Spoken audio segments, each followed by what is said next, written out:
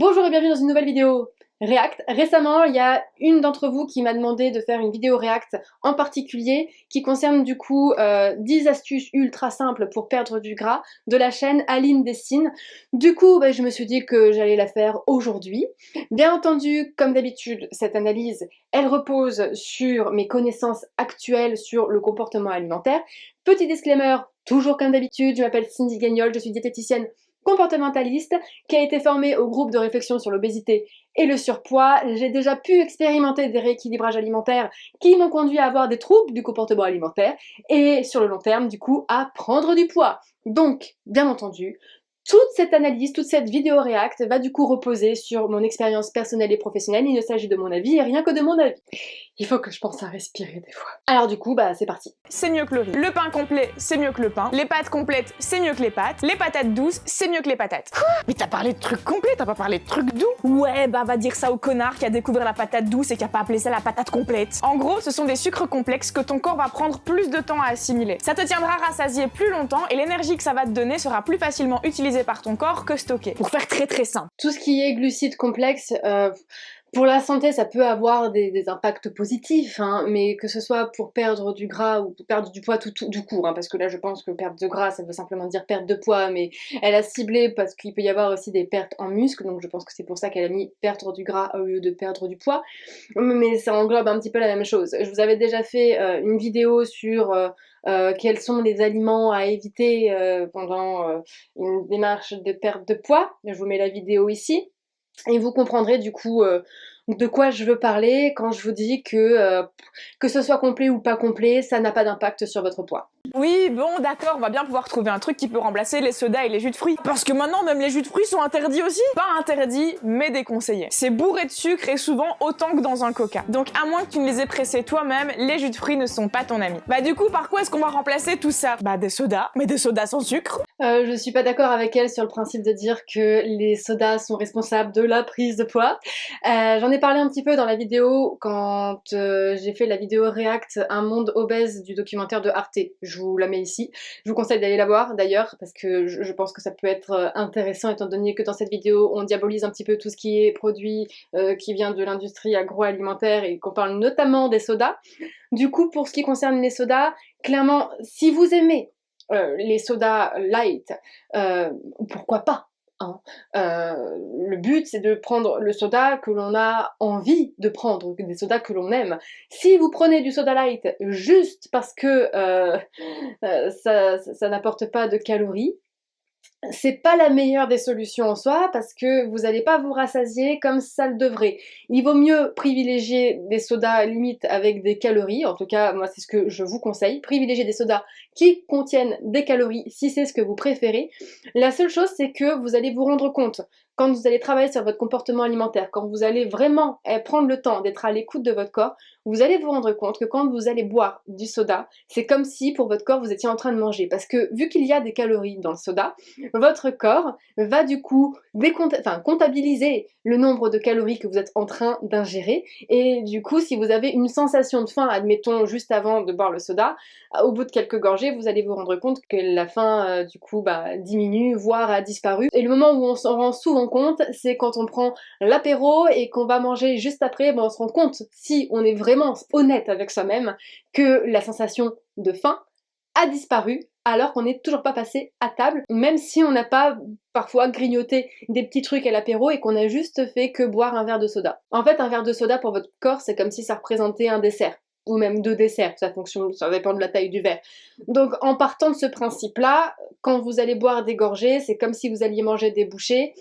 Au bout d'un moment, votre corps, il est pas bête non plus et il sait quand est-ce qu'il a plus besoin de calories. Après, on est bien d'accord que les sodas, ils sont principalement là pour apporter du plaisir, pas pour se désaltérer. Si vous avez envie de boire parce que vous avez soif et parce que vous devez vous hydrater, je vous conseille de privilégier l'eau bien entendu, et de garder du coup les sodas quand vous avez envie de vous faire un kiff, quand ça vous fait vraiment envie. Moi je sais que par exemple là j'ai de l'ice tea dans le frigo, des fois je vais avoir vraiment cette sensation de soif où il faut que je m'hydrate, là je vais prendre un grand verre d'eau, et parfois je vais juste avoir envie d'avoir le petit goût de l'ice tea dans la bouche, je vais avoir envie d'avoir cette sensation en fait que me procure l'ice tea, et je bois de l'ice tea, mais parce qu'à ce moment-là j'ai pas besoin forcément de m'hydrater, et j'ai besoin d'un petit truc plaisir, comme si je me prenais un petit gâteau ou un petit bonbon, ce genre de choses, chose que là je n'ai pas actuellement, faut que je retourne faire les courses. Du soir, c'est le repas sur lequel t'as le droit au moins de folie. Bouh. Comme après ce repas-là, techniquement, tu vas plus dépenser des tonnes d'énergie et que tu vas dormir, tu vas stocker l'excédent. Si tu veux faire un écart, fais-le de préférence plus tôt dans la journée. Pour ton petit déjeuner ou ton repas de midi, ça aura moins de conséquences. Mais attention, moins ne veut pas dire aucune, reste raisonnable. Je suis pas en train de te dire que tu peux manger des carbonara à tous tes repas de midi sans prendre de gras, malheureusement. Mais juste que si tu as très envie d'un dessert aujourd'hui, mange-le plutôt à midi plutôt que le soir. Par contre, tu peux ajouter du cool à absolument tous tes repas grâce aux sauces allégées. Voire encore mieux, les sauces zéro. Personnellement, mes petits chouchous, c'est la mayonnaise allégée de chez Weight Watchers et la sauce barbecue zéro de chez Prozis. Alors, je suis pas du tout d'accord avec tout ce qu'elle vient de dire. C'est-à-dire que, honnêtement,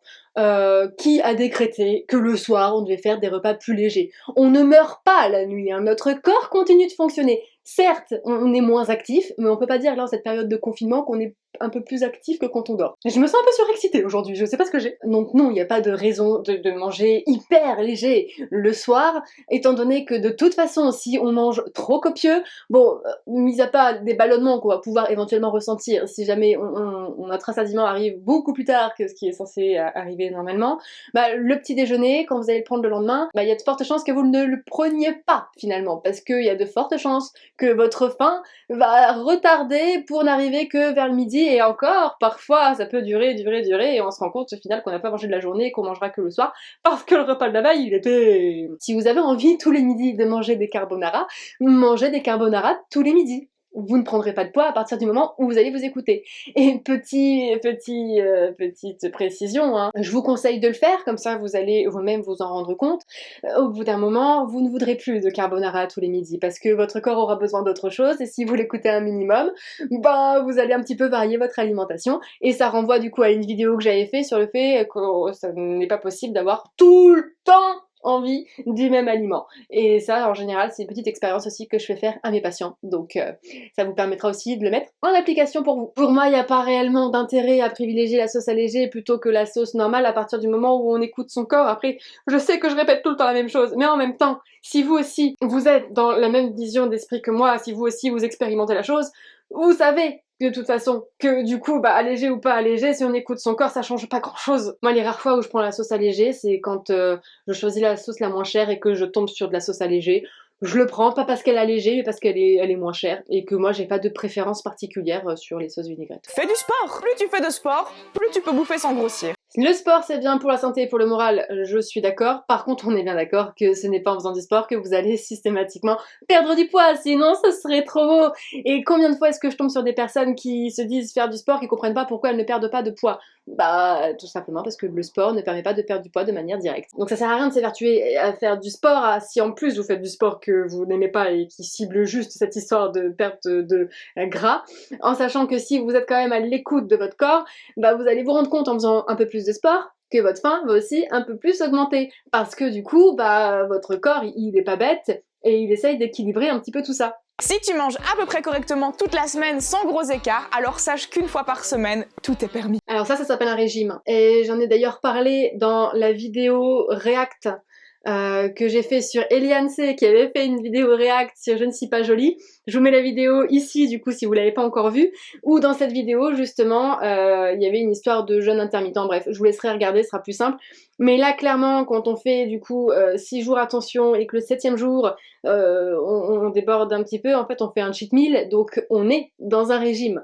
Donc là clairement quand on sait que c'est un régime c'est à quoi pour conséquence de détraquer son comportement alimentaire et de nous faire prendre du poids par la suite, et donc du coup là en lien prendre du gras. Donc là c'est pas du tout une bonne astuce. Si vous avez envie de vous faire des cheat meals tous les jours à tous les repas, faites des cheat meals tous les jours à tous les repas, et vous allez vous rendre compte au bout d'un moment que vous ne ferez pas des cheat meals tous les jours, à tous les repas, parce que tout simplement, à un moment donné, votre corps, il va en avoir ras-le-bol et qu'il va vous demander de manger autre chose.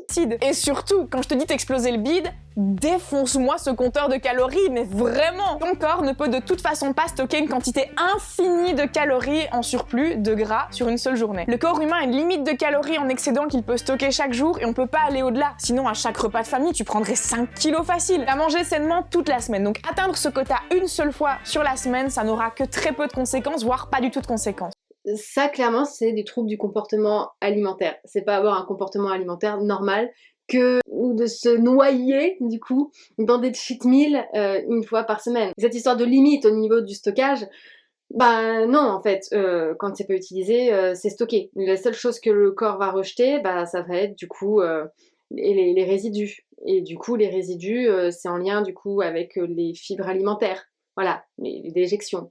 Sinon, il faut qu'il y ait un dérèglement au niveau du métabolisme, au niveau de la digestion des intestins, pour que ça reparte. Vous m'avez compris. La seule limite réelle que vous avez, c'est la capacité de votre estomac à pouvoir contenir un certain bol alimentaire. Donc forcément, à un moment donné, de toute façon, votre corps va vous dire stop meuf, t'as dépassé largement la limite. Là, si tu continues, ben tu vas avoir la tête dans les toilettes. Sinon, pour tout ce qui est cuit à la poêle, tu oublies le beurre. On va dire ça au breton. C'est important de manger suffisamment lentement. Quand tu manges, il faut le temps que la bouffe arrive jusqu'à ton estomac. Et puis que l'info de ton estomac qui est plein arrive jusqu'au cerveau. Ici, estomac au cerveau, on est full, je répète, on est full. Donc mâche, relax. Prends le temps d'apprécier la bouchée que t'as en bouche avant de préparer la fourchette suivante. On est chill, relax, personne va te la voler ton assiette. Là pour le coup, je suis d'accord avec le fait qu'il vaut mieux prendre son temps pour manger, pas pour que l'estomac ait le temps d'envoyer l'information au cerveau, mais tout simplement pour que le cerveau lui-même ait le temps de bien comptabiliser et d'analyser grâce aux récepteurs de bouche qui vont envoyer des informations au cerveau, l'aliment que tu es en train de manger, que vous êtes en train de manger, et puis que vous puissiez percevoir le moment où le cerveau va vous envoyer le signal de satiété pour vous dire que là votre corps a suffisamment d'énergie sur le moment, et pouvoir ressentir aussi par la suite le moment où vous êtes enfin rassasié. Et je vous remets du coup un lien ici en espérant avoir la place de mettre tous les liens, en sachant bien évidemment que le rassasiement normalement arrive avant que l'estomac soit full. Si t'as du mal avec les quantités de bouffe, boire un grand verre d'eau avant chaque repas peut bien t'aider. Ou de thé vert ou de soda sans sucre. Ça va prendre la place dans ton estomac, qui sera plus vite rempli, qui enverra plus vite l'information au cerveau, bref. Cette histoire de boire de l'eau pour remplir l'estomac, ça montre bien en fait que dans la tête des gens, dans notre société, avoir assez mangé, c'est synonyme d'avoir le ventre rempli, ce qui est totalement faux. C'est pas votre estomac qui vous envoie le signal comme quoi vous avez assez mangé normalement, c'est votre cerveau qui vous envoie ce signal-là. Donc il faut savoir que si vous remplissez du coup d'eau votre estomac, oui, sur le moment, il n'y a plus rien qui passe. Donc vu que vous êtes arrivé à la limite physiologique de votre corps, vous allez du coup arrêter de manger sur le moment. Mais vu que l'eau, c'est ce qui va être du coup éliminé en premier du coup de l'estomac, ça va partir quand même assez vite et au bout de pas très longtemps après, au final vous allez avoir encore faim et du coup vous allez encore devoir manger. Donc au final si vous répétez ça, c'est pas forcément la meilleure astuce en soi, en sachant du coup que vous apportez pas les calories nécessaires à votre corps quand vous faites ça. Alors comment composer ton assiette pour qu'elle soit la plus saine possible? Dans ton assiette, idéalement, il faudrait qu'il y ait une bonne moitié de légumes, un quart de source de protéines et un quart de source de glucides, de préférence des glucides complexes. Donc cette histoire de portion dans l'assiette, ça fait référence du coup à ce qu'on nous prodigue dans les rééquilibrages alimentaires. Vous n'avez pas besoin de rééquilibrer chacun de vos repas. L'équilibre alimentaire, il se passe sur un repas, il se passe sur une journée, il se fait sur des semaines, voire sur des mois. Le corps est assez bien foutu, il va pas se laisser mourir comme ça, lui il a des petites réserves quand même en attendant que tout ça se remette en place.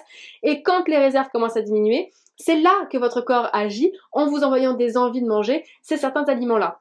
Ce qui fait que parfois, même si votre repas en tant que tel ne vous semble pas équilibré, peu importe. Moi, combien de fois est-ce que je passe des jours à manger sur plusieurs repas que des féculents et pas forcément de viande, pas forcément de légumes et vice versa, et pourtant je suis toujours en vie. Ça m'a pas empêché du coup de maintenir mon poids stable pour autant. Il faut simplement se dire qu'à un moment donné, notre corps nous enverra une autre envie et du coup qu'on comblera cette envie-là avec cet aliment en particulier. C'est-à-dire qu'il y a des fois où je vais me réveiller un matin et je vais me dire oh, j'ai envie de légumes, et là je vais faire plusieurs repas à base base de légumes. Et après, je vais penser à la même chose en me disant, ah là, j'ai trop envie de manger du coup des protéines et je vais faire principalement des aliments riches en protéines. Et des fois, je vais faire un mix des trois parce que j'ai envie de manger des trois. Mais voilà, bah, tout va dépendre en fait du jour, du contexte, du moment, voilà, de la situation que le corps est en train de vivre. Du coup, bilan de cette vidéo, donc je pense que vous avez pu vous en rendre un petit peu compte, mis à part le fait de prendre le temps de mastiquer, bon, on peut dire que je suis à 99% contre. Tous ces conseils-là, c'est des conseils qu'on peut éventuellement donner quand on fait des régimes ou des rééquilibrages alimentaires. Bref, tout ce qu'il ne faut pas faire au final quand on cherche à être dans de l'écoute de soi et qu'on cherche du coup à travailler sur son comportement alimentaire. On bannit ce genre de conseils là. Et puis si vous avez aimé cette vidéo, bah c'est le moment de la liker comme d'habitude. Et puis si vous n'êtes toujours pas abonné, c'est le moment aussi. Et puis n'oubliez pas d'appuyer sur la petite cloche pour avoir les notifications des prochaines vidéos. Et puis du coup, donc si vous débarquez sur la chaîne, n'hésitez pas à faire un petit tour dessus pour voir un petit peu ce que je fais. Peut-être qu'il y a des vidéos qui pourront vous intéresser. Pour ceux qui ne le savent pas non plus, je propose aussi des consultations à distance, en cabinet. Bref, de toute façon, vous avez comme d'habitude toutes les infos en barre d'infos. Et puis je vous dis à demain pour une nouvelle vidéo.